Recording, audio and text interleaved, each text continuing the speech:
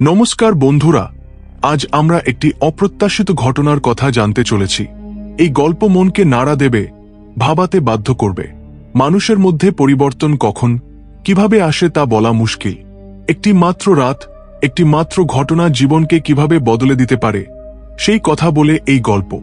আমরা প্রতিদিন চুরি, অপরাধের কথা শুনি, কিন্তু একজন চোর যখন কারো বাড়িতে ঢোকে আর সেখানে অপ্রত্যাশিত কিছু ঘটে, সেই বাড়িতে যদি একজন বিধবা থাকেন, তবে সেই রাতে তাদের মধ্যে কি ঘটতে পারে? এই প্রশ্নগুলির উত্তর পেতে হলে এই গল্পটি আপনাকে শেষ পর্যন্ত মন দিয়ে শুনতে হবে। এটি কেবল একটি গল্প নয়, মানুষের সম্পর্কের গভীরতা, করুণার শক্তি আমাদের বোঝায় এমন একটি জীবনের পাঠ। একজন চোর, একজন বিধবা, তাদের মধ্যে সেই রাতের কথোপকথন তাদের জীবনকে কিভাবে বদলে দিল।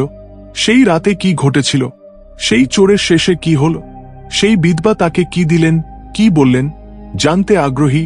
তাহলে চলুন এই গল্পের মধ্যে ঢুকে পড়ি। এই গল্প খুবই আকর্ষণীয় হবে।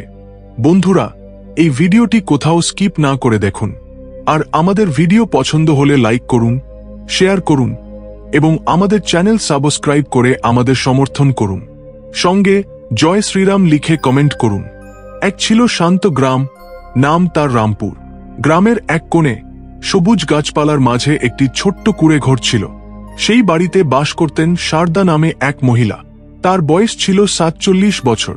১৫ বছর আগে একটি দুর্ঘটনায় তিনি স্বামীকে হারিয়েছিলেন। তারপর থেকে তিনি একাই জীবন কাটাচ্ছিলেন। কাছের কোনো আত্মীয় ছিল না। নিজের কাছে থাকা সামান্য জমিতে চাষ করে তা থেকে যা আসত তাতেই সন্তুষ্ট থেকে জীবনযাপন করতেন।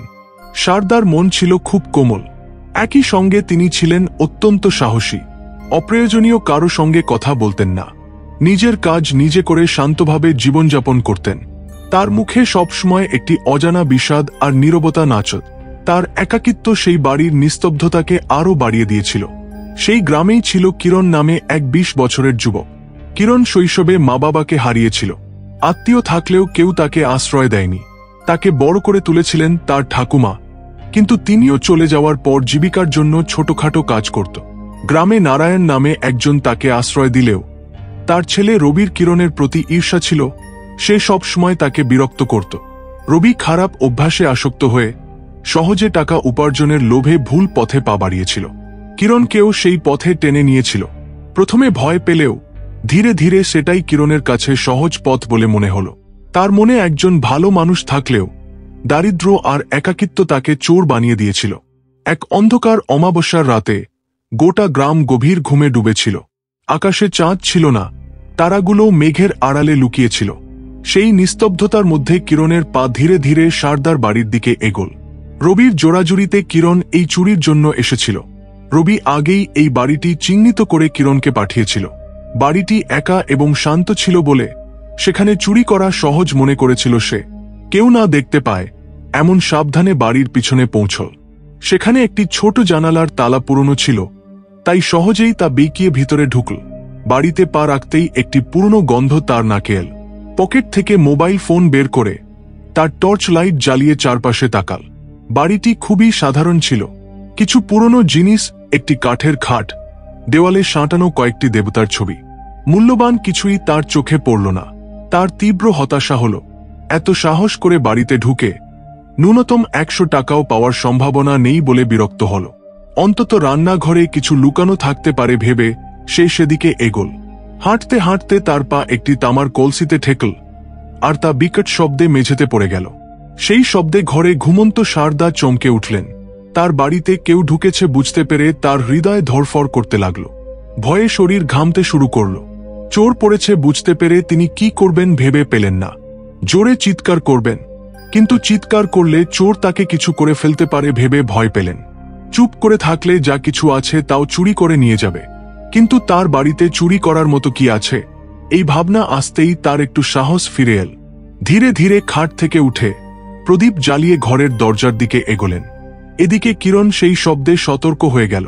বাড়ির লোক উঠে পড়েছে বুঝে কোমরে থাকা ছোট ছুরিটি হাতে নিল। কেউ সামনে এলে তাকে ভয় দেখিয়ে যেভাবেই হোক কাজ শেষ করে পালাতে হবে ভাবল। ঠিক সেই মুহূর্তে শারদা প্রদীপ হাতে তার সামনে দাঁড়ালেন। প্রদীপের আলোয় মুখোশ পরা, হাতে ছুরি নিয়ে দাঁড়ানো কিরণকে দেখলেন। এক মুহূর্তের জন্য ভয় পেলেও তিনি তৎক্ষণাৎ নিজেকে সামলে সাহসের সঙ্গে দাঁড়ালেন। কিরণও তাকে দেখল। তার চোখে ভয়ের চেয়ে এক ধরনের শান্তি ও নির্লিপ্ততা দেখা গেল।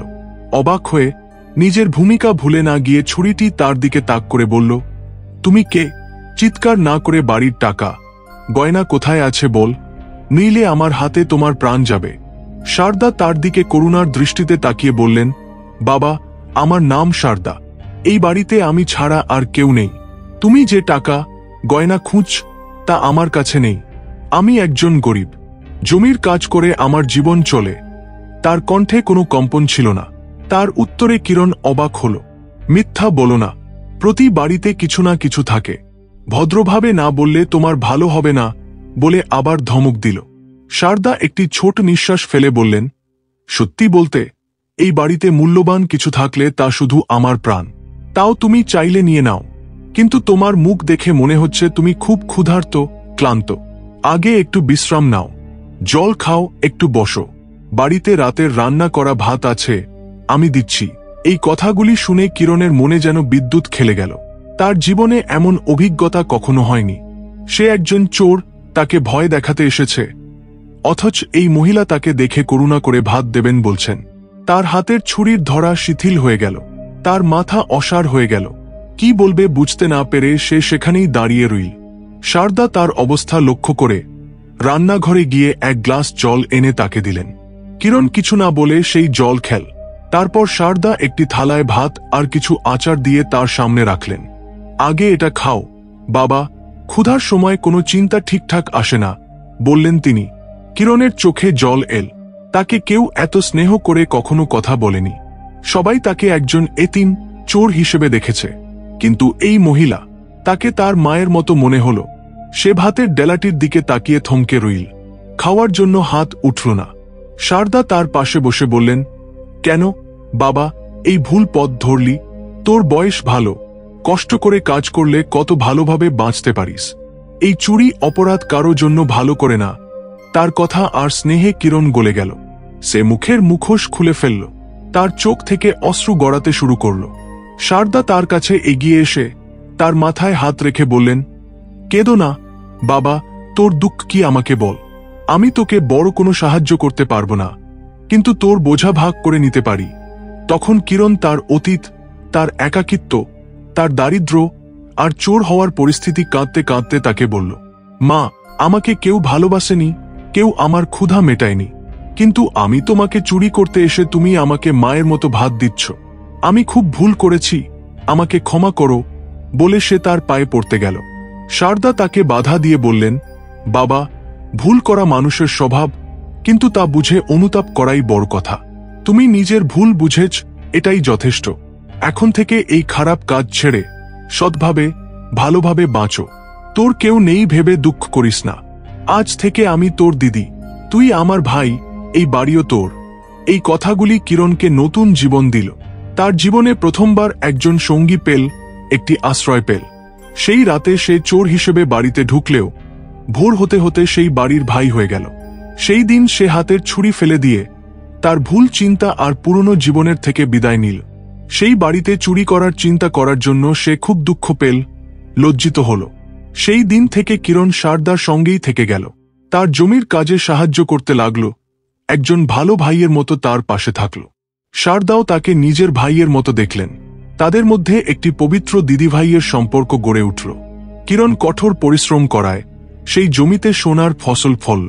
তাদের অর্থনৈতিক অবস্থা উন্নত হল। শারদার মুখেও অনেক দিন পরে হাসি ফুটল। কিরণের পরিবর্তন দেখে গ্রামের মানুষও তাকে সমর্থন করল। একসময় চোর হিসেবে ঘুরে বেড়ানো কিরণ এখন সবার প্রিয়, সম্মানিত যুবক হয়ে উঠল। শারদা আর কিরণ বিয়ে করলেন না। তারা সব সময় একে অপরের সঙ্গী, ছায়া, পবিত্র দিদিভাই হিসেবে থেকে গেলেন। দেখলে তো বন্ধুরা, একটু করুণা, একটি স্নেহের কথা একজন মানুষের জীবন কিভাবে বদলে দিতে পারে। ভুল পথে চলা কাউকে সঠিক পথ দেখাতে পারলে তার জীবন কত সুন্দরভাবে বদলে যেতে পারে। এই গল্প তা আমাদের বোঝায়। আমাদের চারপাশের মানুষদের ঘৃণা নয়, ভালোবাসার চোখে দেখি, তাদের আমাদের সাধ্যমতো সাহায্য করি। এই গল্পটি তোমাদের ভালো লেগেছে এবং ভাবিয়েছে বলে আমি আশা করি। এমন ভালো গল্পের জন্য আমাদের চ্যানেল ফলো করো। ধন্যবাদ।